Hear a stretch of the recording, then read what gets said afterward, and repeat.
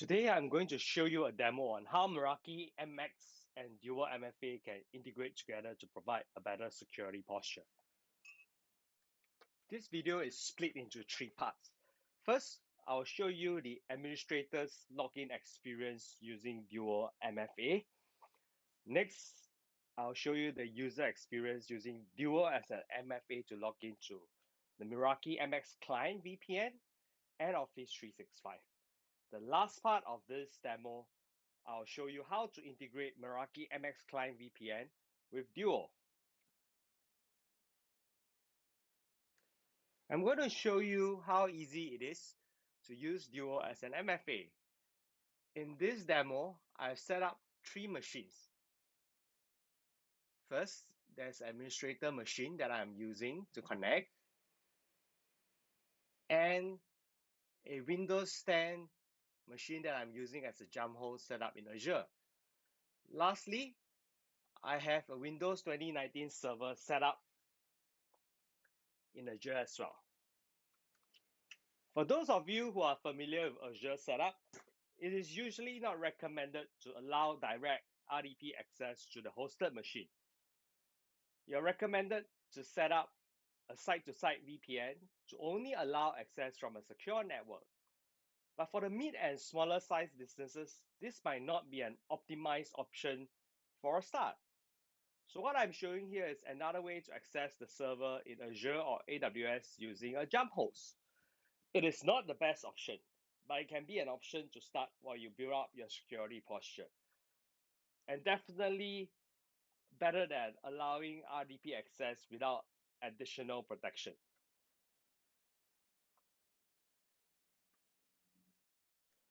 I have not set up dual authentication on the web server, as this will need more technical assessment on the impact it will have to the web server. First, I will show you RDP to the jump host using Duo as an MFA. Then, from the jump host, I'll show you how to access the Windows 2019 server. Now, let's get started. First, select the jump host I want to access and launch a RDP session. Enter the username and password.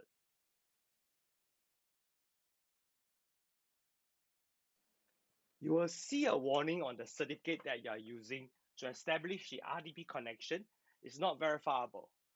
This is normal unless you have set up a root CA in your environment and configure all the endpoints to trust the certificate. Just click Continue.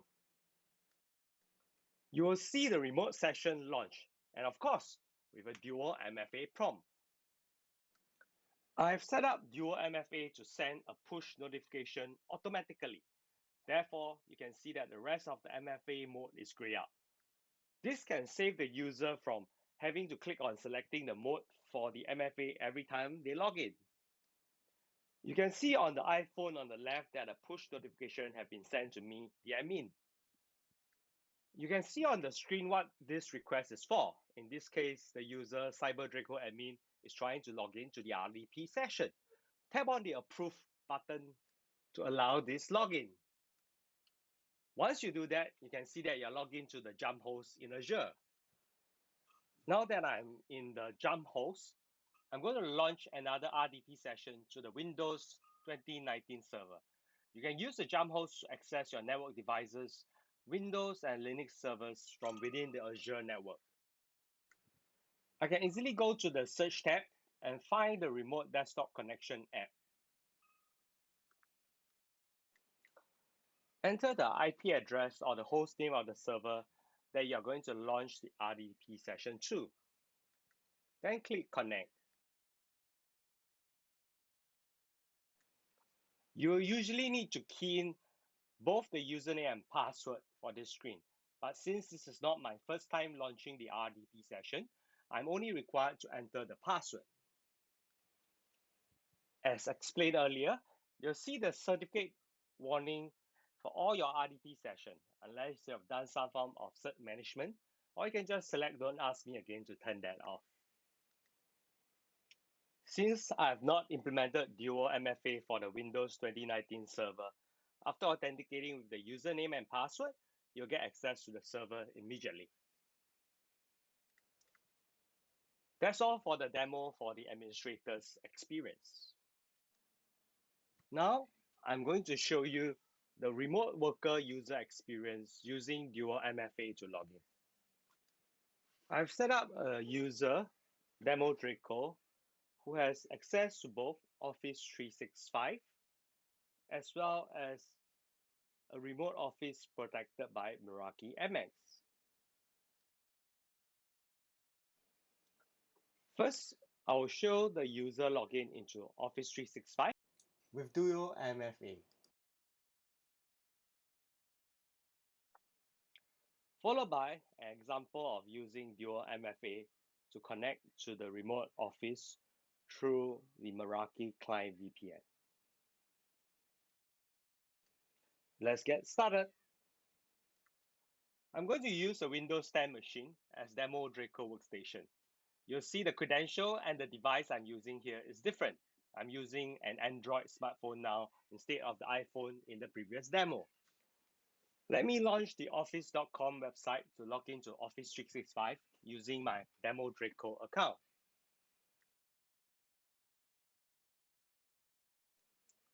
You will notice that the user experience is very much the same.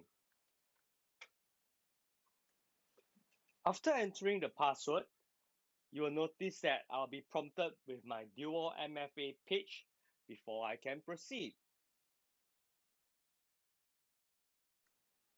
In this demo, I've chosen to allow the user to select the MFA method versus the auto push notification in the previous demo. I'm going to select push notification manually here. For better user experience, you can always set the default to push notification. Once I click on send me a push button, you can see that a push notification immediately pops up in the Android device on the left. Once you tap on approve, you'll be granted access to your Office application. You can see that it is almost frictionless to the user. I'm going to try and access to the internal web server on the remote side and see what happens. As you notice, I'm not able to reach the page. This is when the VPN connection to the remote side is required. I've pre-configured the VPN settings and I'm going to launch the VPN connection to the remote branch protected by the Meraki MX. There's a slight difference in the user experience here, as the user will not be shown the Dual MFA screen here. What you will notice is that after you have entered the credential, a push notification will be sent automatically to the Duo mobile app as shown on the left. Here you'll notice that the request is from Meraki Radius VPN. Tap on Approve and you'll see that the VPN is connected. Now if you go back to the internal web server, you'll see that you can now access the customer information in the remote branch. So that's all for the admin and user experience demo. Now, why is having Dual MFA important? Having Dual MFA not only provides an additional protection against threats like credential harvesting or credential-related attacks, Dual MFA is also able to provide you with a single view of the authentication and access to your critical information and resources. As the saying goes, it's hard to protect what you cannot see. One of the many wonderful features of Duo is that it provides you with a view on what are the approve and deny authentication happening. As you can see on the dashboards, based on the information on who are the user and the application that the user or administrator have been denied access to, the security team can quickly and easily access if there are more educations required to help protect the users or if there are genuine attacks happening to the company. It is always hard to compile the authentication logs from various identity stores. Duo helps by providing the first level view on the failed authentication happening in your environment. This will allow you to do a deeper dive into the various systems, applications, or accounts that might have been compromised. This concludes the second part of my demo. Now let's move on to the integration of the Meraki MX, Client VPN, and DUO.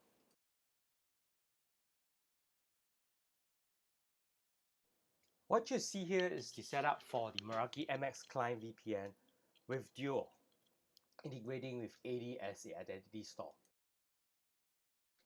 There are 5 areas to set up here. Number 1, you need to set up an Active Directory to be used as the identity store. Number 2, you need to install the DUO Authentication Proxy as the radius server. Number 3, you need to have a DUO account to integrate with the DAP. Number 4, you need to configure the Meraki MX VPN client for the DUO MFA to work.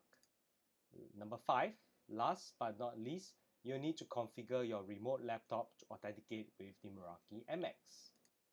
An important note for this setup to work, you need to contact the Cisco Meraki support to change the timeout for the radius server to 60 seconds. Failing to do this, the setup will not work. This is to allow enough time for the Dual MFA to be completed before the VPN authentication timeout. Let's get started. I'm assuming that you have an Active Directory already set up, or you know how to set up one. Before starting to install the Dual Authentication Proxy, please read the integration guide on duo.com/docs/Meraki radius.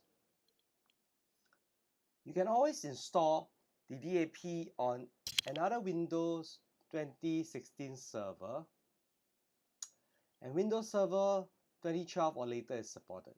Server 2016 or 2019 is recommended, as stated here. For this demo, I'm installing the authentication proxy on the same AD server. Next, what you need to do is go to the following link and download the lightweight Dual Authentication Proxy.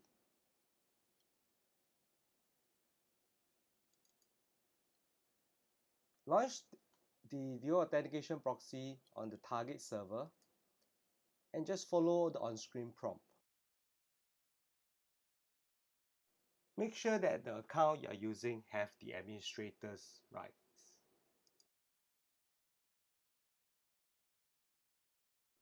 Once the installation is done, click the Close button. Next, what you need to do is to configure the authentication proxy.cfg file. It is located in the C drive program files x86 Dual Security Authentication Proxy folder inside Configuration folder.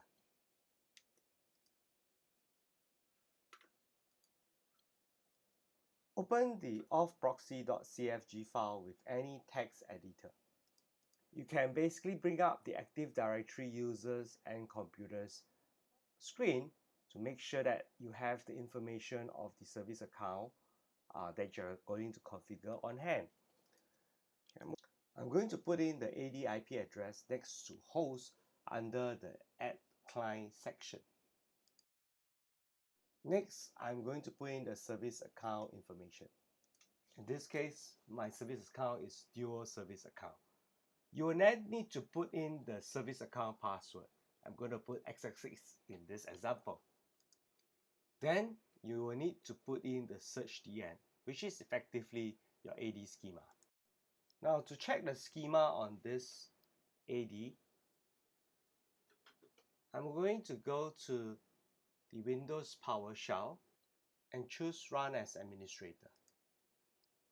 Enter the following command to get the information on the AD schema.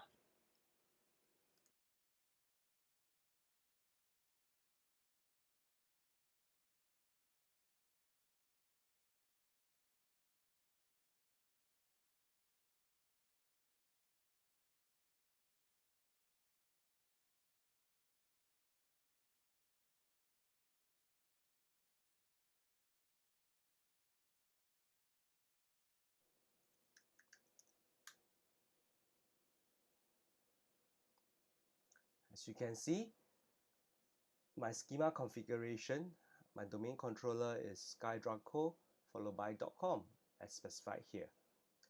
Next, you have to retrieve the iKey and the secret key and API host from your Dual admin panel. But before that, I'm going to specify the radius IP address, which is the internal interface of your Meraki MX, and then followed by the shared secret. You can keep the fail mode as safe, and then the client as AD client. Okay, the default port for radius is 1812. I'm going to change it to 1815 here. You can change it to any port you want as long as it doesn't conflict with any existing ports already used by any other services. Now, to complete the proxy.cfg configuration, you need to go to the DUO admin panel. Choose Applications and then click on Protect an Application. Type in Meraki. Choose to protect Meraki Radius VPN. And you'll get the integration key, secret key, and API hostname here. Once I've copied the details, I can then go back to the iKey and key in the information as seen in the Duo admin dashboards. Okay, these are example, but you need to basically put in the actual value that is seen on your Duo admin console. So once that is done, save the configuration file. You can basically go to command prompt, or from the PowerShell itself, you can issue the following command.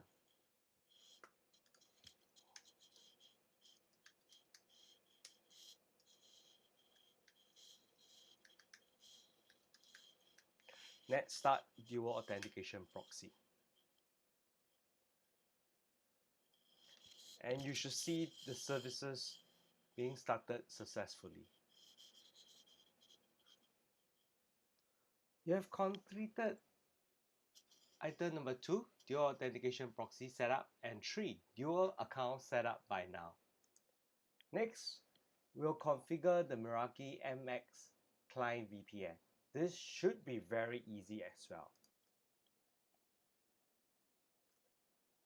Now log into your Meraki dashboard, go to Security and SD-WAN, and choose the client VPN.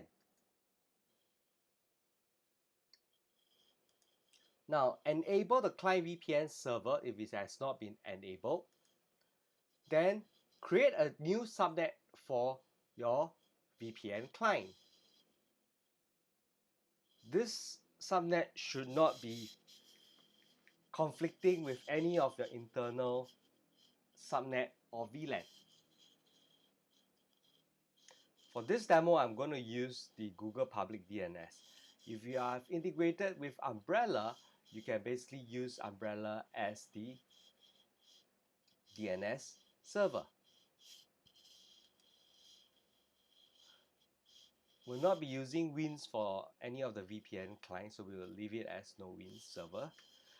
The shared secret here is the shared secret that you will be used to configure your VPN client. It is different from your radius secret below. Then choose radius as the authentication server.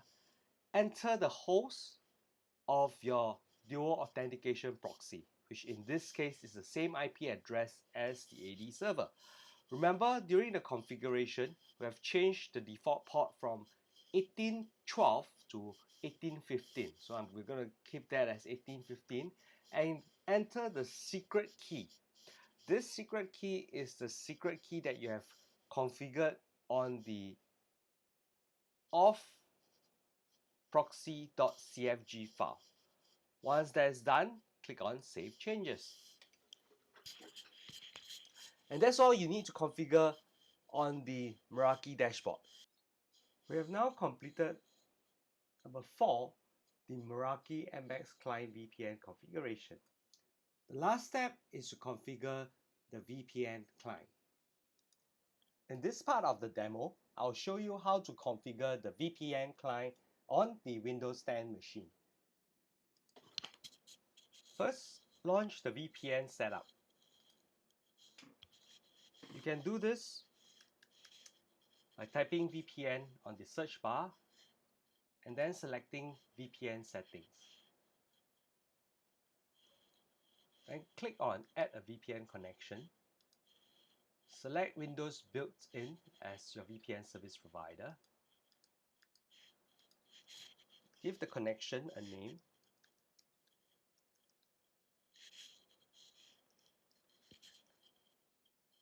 Key in the server name, DNS host name, or the address of the Meraki MX that you want to connect to. Select L2TP IPsec with preset key. Key in the preset key that you have configured on the client VPN in Meraki MX, and then save. As you can see, a new VPN connection is being created. Next, go to Change Adapter Options.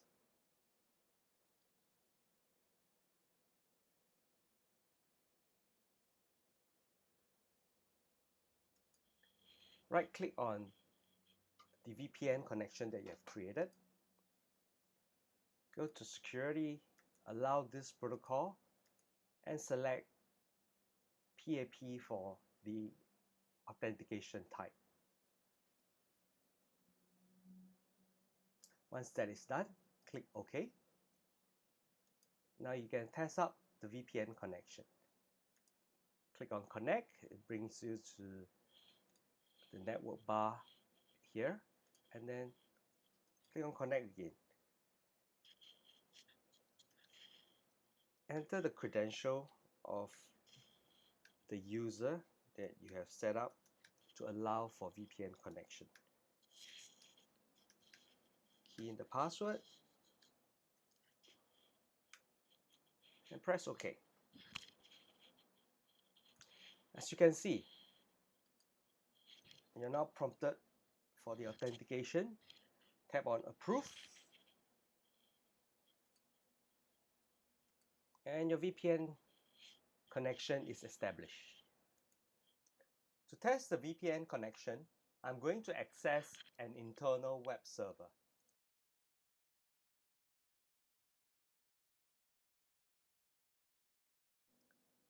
As you can see, I will now be able to access the customer data in the internal web server. Thank you for listening. Stay tuned for more videos.